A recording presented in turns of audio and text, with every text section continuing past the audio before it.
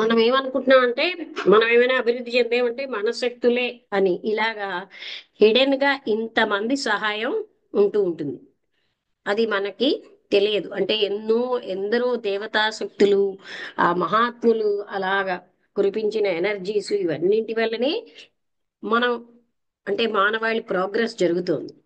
అంటే అందుకనే జ్ఞానం వచ్చిన తర్వాత ఐఎమ్ నాట్ రెస్పాన్సిబుల్ అనేది తెలుస్తుంది అనమాట. సో ఈ పారాగ్రాఫ్ తర్వాత ఆపుదామండి, ఎందుకంటే ఒక జూమ్ అయిపోయింది కనుక. అందుకని ఎన్నో రకాలైనవి ఈ stands as a considerably higher level such for example Pallas Athene అనేది ఒకటి.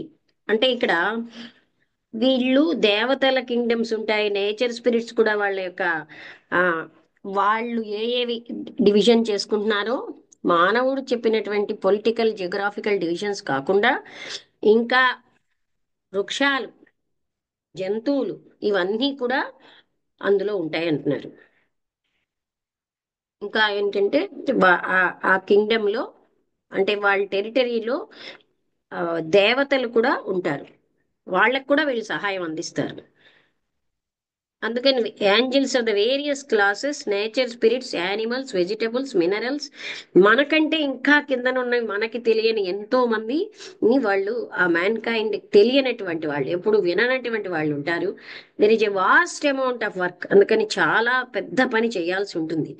In addition to the guardianship, the adepts ని గార్డియన్షిప్ చేయడమే కాకుండా each race or country has also the assistance of the spirit of the race at a దేవా యొక్క సహాయం ఉంటుంది. Guardian angel అన్నమాట, who watches over it and helps to guide its growth. అందరికీను ఆ సహాయం చేస్తూ ఉంటారు. And corresponds in many ways to the ancient conception of a tribal deity. అంటే పురాతన కాలంలో ట్రైబల్ డైటీ అనే కాన్సెప్ట్ ఉండేది. Though he stands at a considerably higher level, ఆయన చాలా ఉన్నత స్థాయిలో ఉన్న ట్రైబల్ డైటీ అని అనేవారు. Such for example was Pallas Athene. అంటే ఆ పల్లాస్ ఎథెనే అలాంటి ఒక ఎగ్జాంపుల్ అని చెప్తున్నారు. ఇక్కడికి ఆపుదామండి. లేకపోతే ఇంకో హెడ్డింగ్ వరకు చదివేద్దాం, ఇంకో హెడ్డింగ్ దగ్గరలో ఉంది. అందుకనే అక్కడ చాలా డిఫరెన్సెస్ ఉంటాయి. డిఫరెంట్ సెట్స్ ఆఫ్ ప్రభావాలు పనిచేస్తూ ఉంటాయి in the service of the logos for the evolution of man. మానవుడి పరిణామానికి చాలా శక్తులు పనిచేస్తాయి. అండ్ సహజంగా అవన్నీ కూడా ఆపరేట్ అవుతాయి అన్ని డైరెక్షన్స్ లో, ఒకరికొకరికి సహాయం చేస్తూ. We must never make the mistake of attributing to these great agencies the disasters which sometimes overtake countries, as in the case of the French Revolution. అయితే దీన్ని మనం తప్పుగా మాత్రం అర్థం చేసుకోవద్దు. ఒక్కొక్కప్పుడు ఫ్రెంచ్ రివల్యూషన్ అలాంటప్పుడు ఎన్నో కంట్రీస్ ని ఆక్యుపై చేయడం, రీసెంట్ అప్హీవల్స్ ఇన్ రష్యాలో ఏవో కొన్ని ఉన్నతంగా రావడం, ఇవన్నీ కూడా అందులోకి రావు. Those are due entirely to the savage passions of the people. అదేనండి సేవేజ్ పేషెన్స్ అంటే ఏంటి, ఆది మానవుడి యొక్క భావావేశాలు, వాళ్ళని ఓవర్కమ్ చేయాలి, వీళ్ళని పోయి వీళ్ళకంటే అధిగమించాలి, ఇవన్నీ సేవేజ్ పేషెన్స్ వల్ల జరుగుతున్నాయి కానీ ఈ మహాత్ముల శక్తితో కాదు అని చెప్పారు. అటువంటివి మాత్రం మానవులలో ఉన్నటువంటి ఆ అంటే లోయర్ మెంటల్ ప్లేన్ లోంచి వచ్చినవి, which have run riot and caused destruction instead of construction. అంటే నిర్మాణ పని కంటే చిన్న పని ఎక్కువగా చేస్తున్నారు. And they illustrate the danger to which the work of the adepts and the spirit of the race is exposed. అందుకని అంటే ఇవి మాత్రం మా అండర్లోకి రావు. అక్కడ ఎన్నో యాడెప్ట్స్ ఏ విధంగా పనిచేస్తూ ఉంటారో and the spirit of the race is exposed.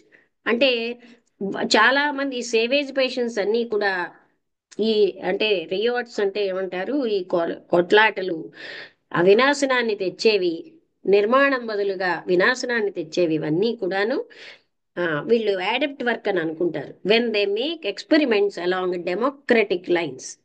అంటే వాళ్ళు డెమోక్రటిక్ లైన్స్ లో ఎక్స్పెరిమెంట్స్ చేస్తూ ఉంటారు. There is terrible will involved in tyranny. Tyranny అంటే మోసపూరితమైన పాలనలో చాలా ఎక్కువ చెడు ఉంది. And sometimes great suffering also, చాలా బాధ కూడా ఉంటుంది. But rid of the tyranny, but at least there is some sort of control, కొంత కంట్రోల్ ఉంటూ ఉంటుంది. And the great problem in getting rid of the tyranny is how to do it without losing social stability. అంటే ఆ tyrannyని జయించాలంటే సాంఘికమైన స్థిరత్వాన్ని ఏమాత్రం disturb చేయకుండా, and self control అంటే ఆత్మ నిగ్రహాన్ని ఆ డిస్టర్బ్ అవ్వకుండా జయించాలి. When that goes many persons fail to keep the human end. అలా గాని జరిగినప్పుడు చాలా మంది uppermost in their own personalities, passion rises, crowds run riot, and the people become liable to obsession by great waves of undesirable influence. చూసారా, undesirable influence అంటే అవన్నీ కూడా మనం మంచివి కాని, మనం కోరనటువంటి ప్రభావాలకి లోనై ప్రజలు ఇలాగ వాళ్ళ ప్యాషన్స్ పెంచుకుని అలాంటి అంటే దండెత్తడాలు, నాశనం చేయడం ఇవన్నీ చేస్తున్నారు. The national angel tries to guide the feeling of the people. National angel అని ప్రతి నేషన్ కి ఒక ఏంజల్ ఉంటుంది కదా, అది ప్రజల ఫీలింగ్స్ ని గైడ్ చేయడానికి ప్రయత్నిస్తుంది. He is interested in them in great masses, and he would, when necessary, urge them to great patriotism and heroic deeds. ఆ ఏంజల్ ఏమో వాళ్ళని హీరోయిక్ డీడ్స్ చేయమని, ఎక్కువగా దేశభక్తి కలిగి ఉండమని ప్రేరేపిస్తుంది. Just as a general mind encourage his men to advance on the field of battle. ఎలా అయితే ఒక యుద్ధంలో ఒక జనరల్ తన యొక్క దళం అంతటిని ముందుకు వెళ్ళండి అని చెప్తాడో, అలాగా ఆ నేషనల్ ఏంజల్ కూడా ప్రోత్సహిస్తుంది. But he is never reckless of their lives or careless of their suffering. కానీ ఆ నేషనల్ ఏంజల్ ఎప్పుడూ కూడా వాళ్ళ బాధల్ని పట్టించుకోకుండా ఉండదు, వాళ్ళ జీవితాలు పోయేటట్టు చేయదు. Any more than a wise general would B.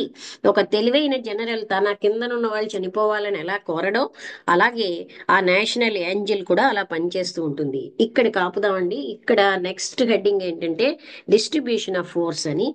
అక్కడ పేజ్ నెంబరు ఈ కంప్యూటర్లో 2839. ఇది ఇవాళ మనం చదివినది. అంటే చూసారు కదండి, మనం ఇంకా ఇంకా అంటే అందుకనే థియాసఫీలో ఈ జర్నీకి అంతు లేదంటారు. అంటే దేర్ ఈజ్ నో ఎండింగ్, కి అంతు లేదు. అలా ఇంకా మనకి తెలుసున్నది తక్కువే. మానవాళి సూపర్ మ్యాన్ గా అయిన తర్వాత 7 మార్గాలు వస్తాయన్నారు. ఏ మార్గంలో అంటే దేవతల్ని కూడా ఆ పరిణామం చెందించడానికి అలాంటి మార్గాలు కూడా ఉంటాయి. అవన్నీ మనకి ఇంకా మన బుద్ధికి అందవది. అందుకని మన గ్రోత్కి అంతు లేదు. నేను చాలా మీదకి వచ్చాను అనుకోవడం అజ్ఞానులు అనుకుంటారు. జ్ఞానులు ఎప్పుడో లాగా అంటే ఇంకా ఇంకా దానికి అంతు లేదనమాట. ఏమైనా మీకు అర్థమైందా? అంటే ఏమైనా చెప్పగలిగితే కొంతైనా ఇతరులకి హెల్ప్ చేయడానికి వసంతలత చెప్పగలవా?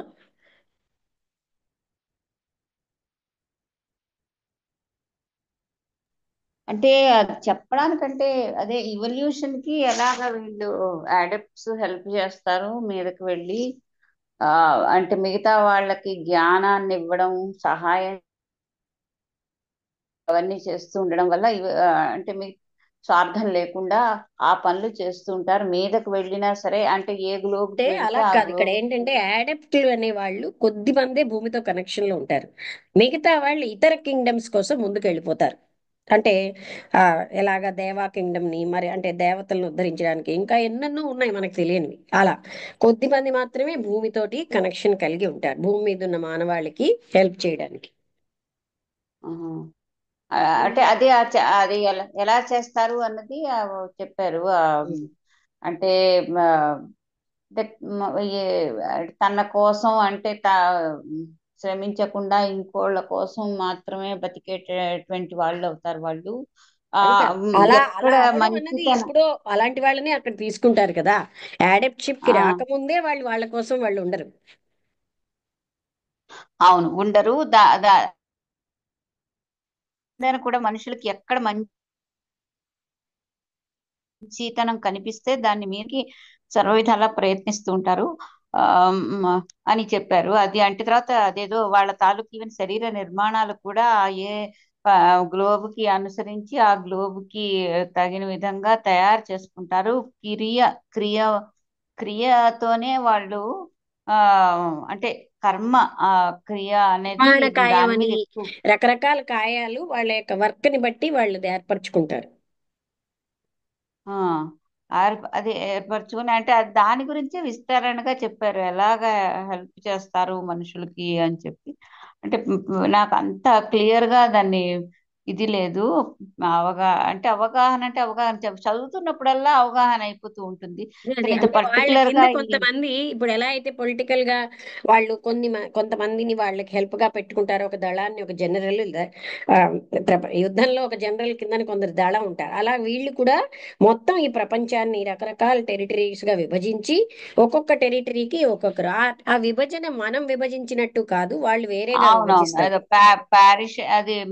ప్యారిష్ అంటే యాక్చువల్లీ ఒక చర్చ్, అంటే ఒక రిలీజియస్ హెడ్ గవర్న్ చేసేటువంటి ప్లేస్ ని ప్యారిష్ అంటాం. అది అది నాకు కొంచెం తెలుసు.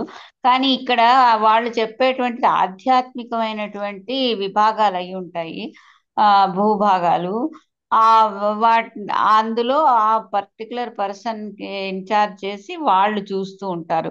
ఆ అదే ఆ మనుషుల తాలూకా స్థితిలు, మంచితనం, అదే పురోగతి అదంతాను.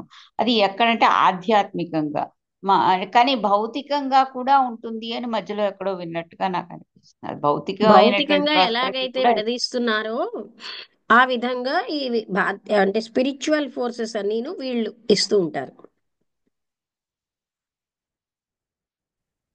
భౌతికమైన ప్రాస్పెక్ట్ కూడా వాళ్ళు చూస్తారు అని కూడా ఉంది అని అలాగే చెప్పారు. అంటే చదివినట్టుగా అలా. మనకి భౌతిక అంటే చూడడం అని అంటే ఈ ఫోర్సెస్ అన్ని స్పిరిచువల్ కింగ్డమ్ కదా, స్పిరిచువల్ ఎనర్జీస్ పౌరింగ్ అవుతున్నాయి అవి. అంటే అవును. ఎవరికైతే ఇవల్యూషన్ లో అందుకోగలుగుతూ ఉంటారో వాళ్ళకి అవి పొందుతారు. అంటే ఎలాగ ఉమ్.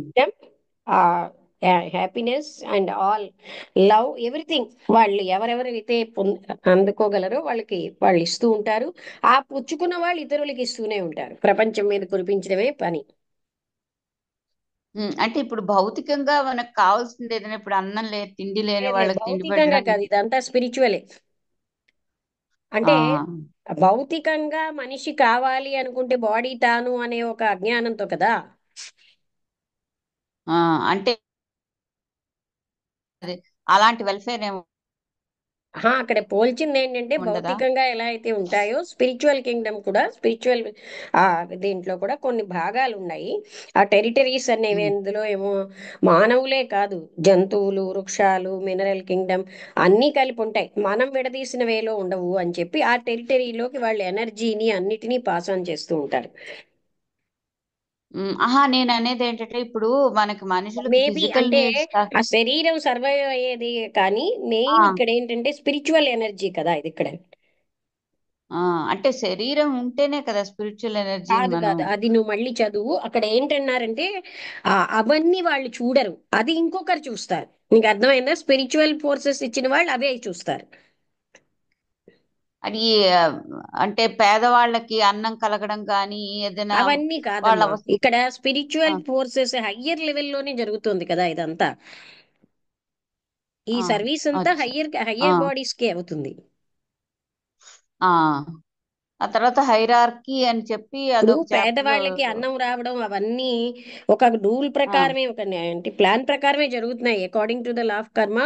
వాళ్ళకి అన్ని దాన్ని అయినా కూడా ఇప్పుడు చూడు, కర్మ ఇలా ఉంది కదా అని జబ్బు వచ్చిన వాళ్ళని వదిలేయం, because of kindness we give them.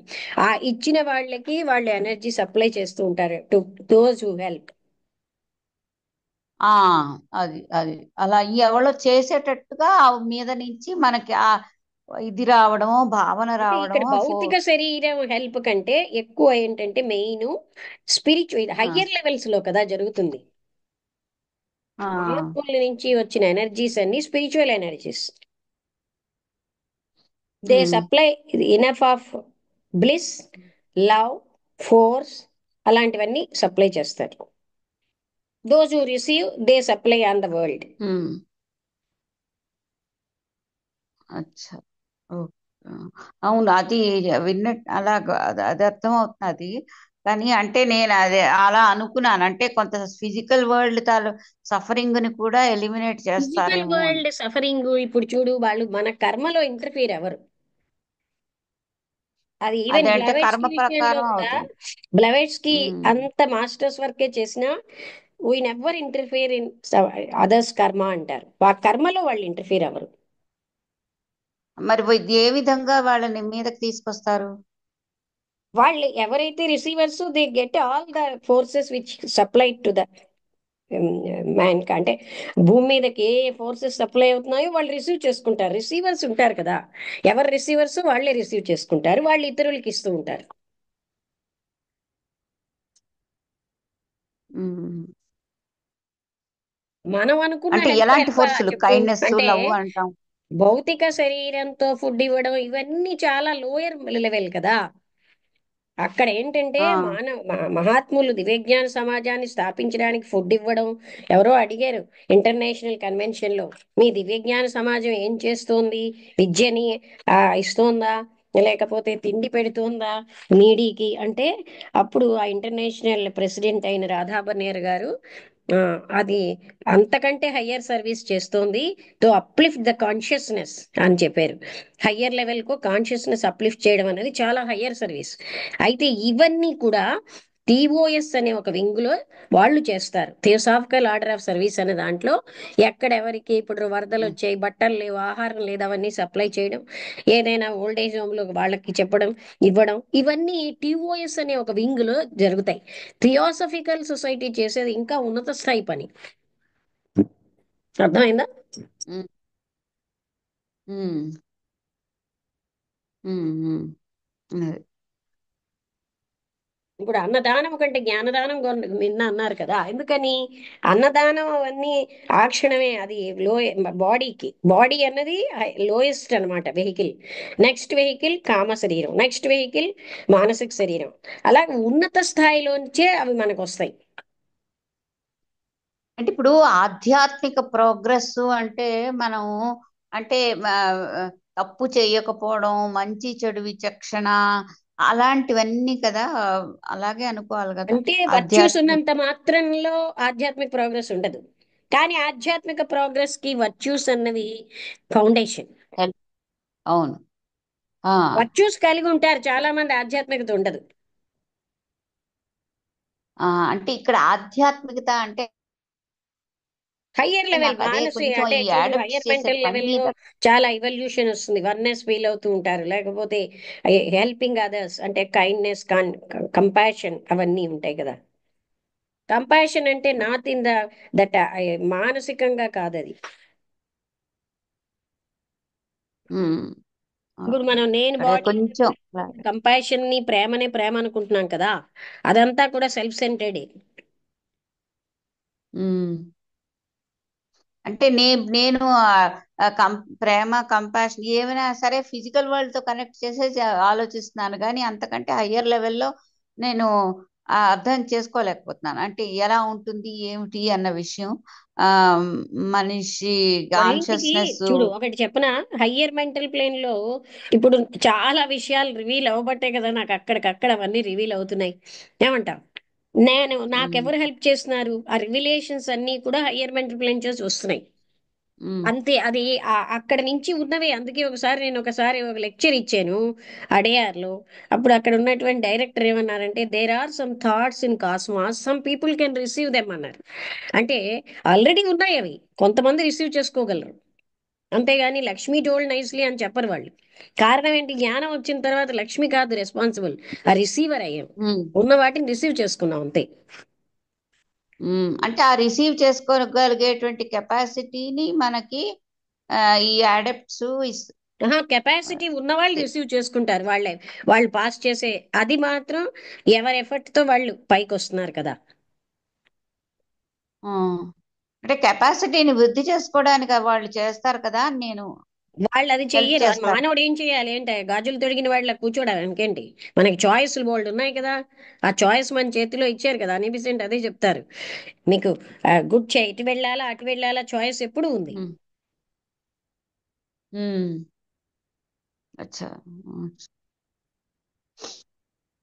They supply a lot of on the earth. భూమి మీద, ప్రపంచం, జగత్తు, యూనివర్స్ లో బోల్డ్ అండ్ ఎనర్జీ సప్లై చేస్తారు. And the receivers will take them. Um, అందుకే మొత్తం వర్క్ అంతా మొదటే చెప్పారు కదా, హయ్యర్ ప్లేన్స్ లో జరుగుతుందని. ఉమ్, ఇనిషియేషన్స్ కూడా హైయర్ ప్లేన్స్ లోనే జరుగుతాయి.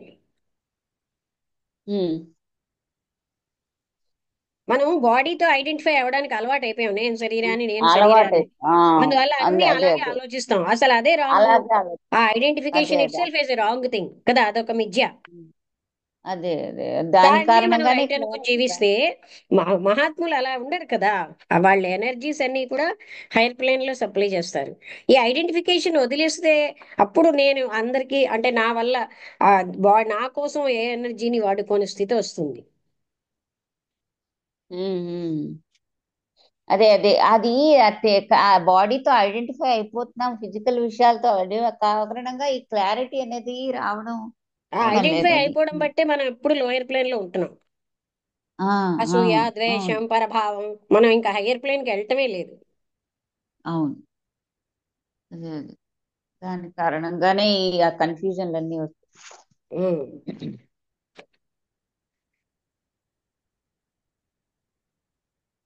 ఇంకెవరైనా మాట్లాడతారా?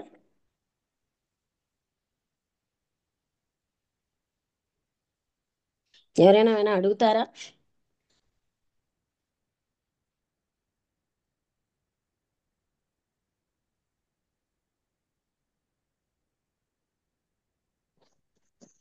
అంటే ఎలాగ మనకి హెల్ప్ అవుతుంది. యాక్చువల్ గా ఎవ్రీథింగ్ ఈస్ డన్, నేను చేస్తున్నానన్న భావంతో మనం ఉంటాం.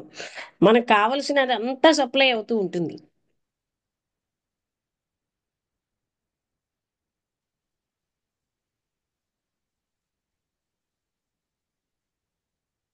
సాగర్ గారు ఏమైనా మాట్లాడతారా? నారాయణ గారు వెళ్ళిపోయారా, వచ్చారా లేదా అసలు నాకు తెలీదు. వచ్చారమ్మా. వెళ్ళిపోయారా, ఉన్నారా? ఆ, వెళ్ళిపోయారు లేరు వెళ్ళిపోయారు. లేరు లేరు లేరు. అంటే అదే ఒక జూమ్ అయిపోయింది కదా, అని టైం అయిపోయి ఉంటుంది. జూమ్ అయిపోయాక, లేకపోతే ఏమో మరి తెలియదు. ఇంకెవరైనా?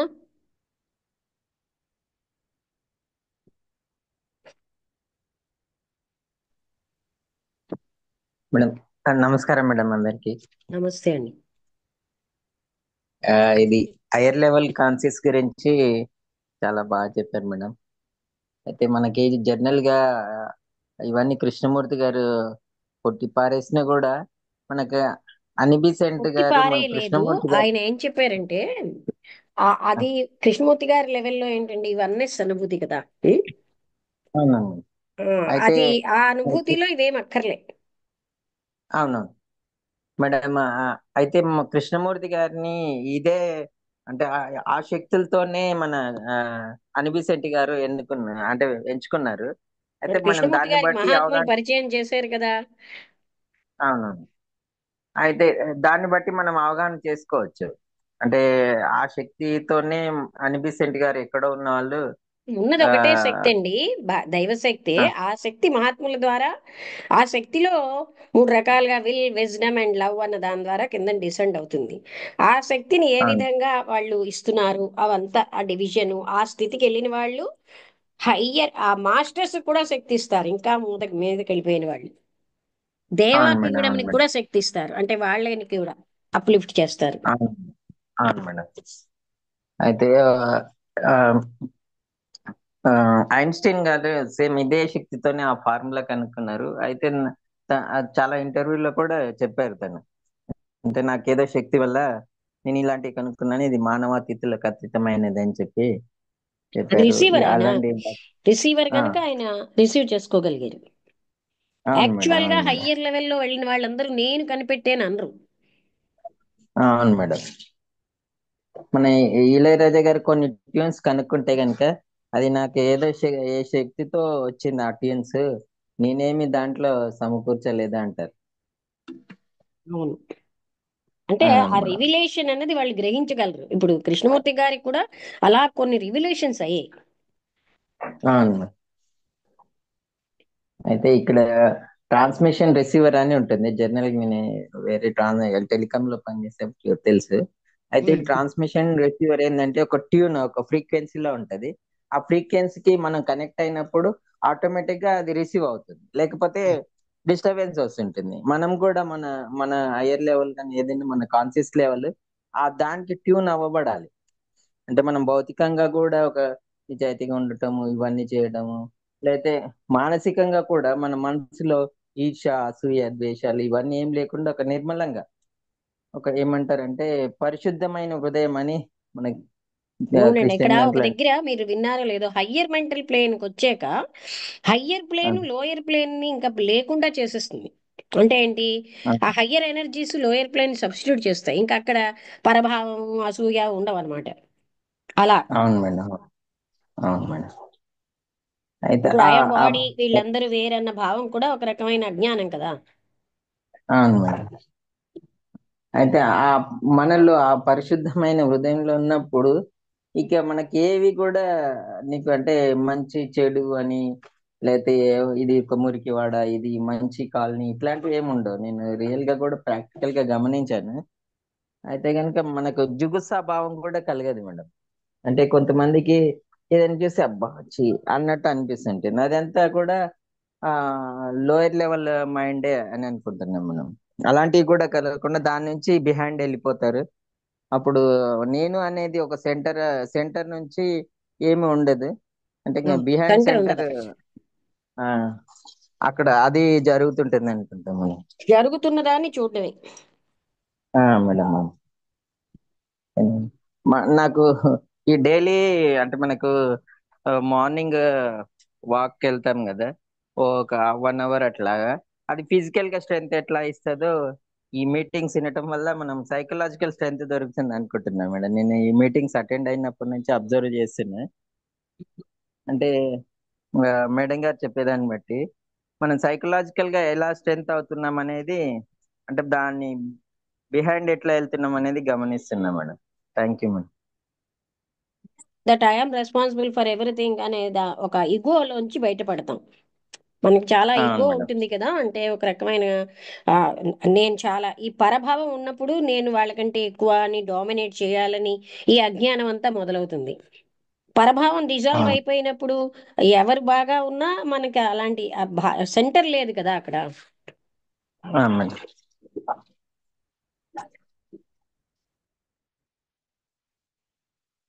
బాగుంది. అంటే అక్కడ మనమేమో బాడీకి లిమిట్ కాము అనే ఒక పాయింట్ కొంచెం మనకు ఆ, అవగాహనలోకి వస్తుంది. బాడీకి నేను లిమిట్ అనుకోవడం ఒక అజ్ఞానం, అదొక భ్రాంతి. ఎందుకంటే మన కాన్షియస్నెస్ చాలా విశాలంగా ఉంది. But we're limiting our self with ignorance that I'm the body.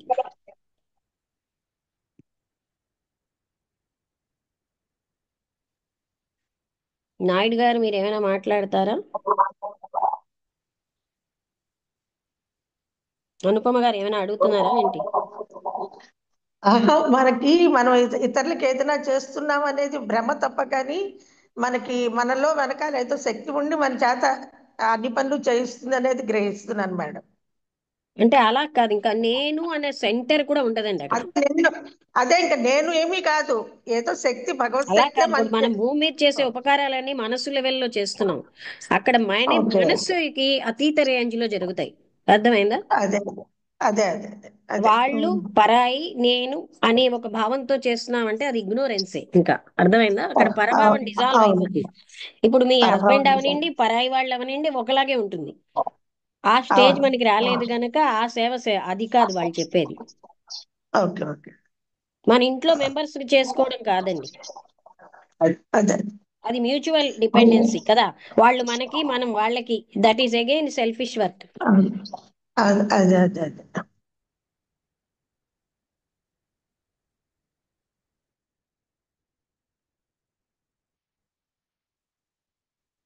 Okay, ఇంకెవరైనా? రమణ గారు, నాయుడు గారు, మీరు ఏమైనా మాట్లాడతారా? ఈశ్వర్, మీకేమైనా అర్థమైందా? అన్ని అన్నీ లేరమ్మా. ఆ, అర్థమవుతుందమ్మా. అంటే ఓకే. హయ్యర్ ఇనిషియేషన్కి వెళ్ళేటప్పటికి ఏ లెవెల్లో ఉంటుందో అంటే ఇంకా ఇవాళ మనం 10% చదివింది వరకు ఫిఫ్త్ ఇనిషియేషన్ దాటిపోయి యాడప్ట్షిప్ కంటే ముందుకు వెళ్ళిపోయిన వాళ్ళు. అవునమ్మా అవును. యాడప్ట్ అంటే పరమ గురువులు. అవును. ఓకే అండి, అయితే అందరికీ నమస్కారం, ముగించేస్తాను. మీకు ఏమీ డౌట్స్ ఏం లేవు కదా? ఎవరైనా ఏమైనా చెప్పదలుచుకున్నారా ఇంకాను? లేదమ్మా, అర్థమైందమ్మా. థ్యాంక్ యూ అమ్మా, థ్యాంక్ యూ. ఓకే అండి. సత్యనారాయణ గారు మీరేమైనా మాట్లాడతారా?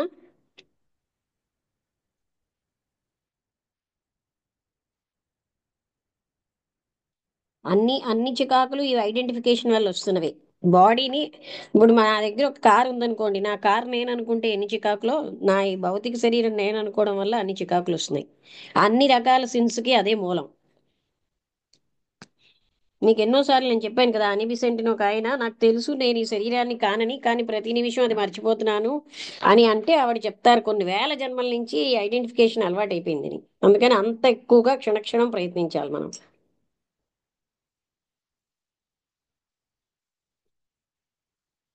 ఓకే అండి, అందరికీ నమస్కారం. ముగించేస్తున్నాం.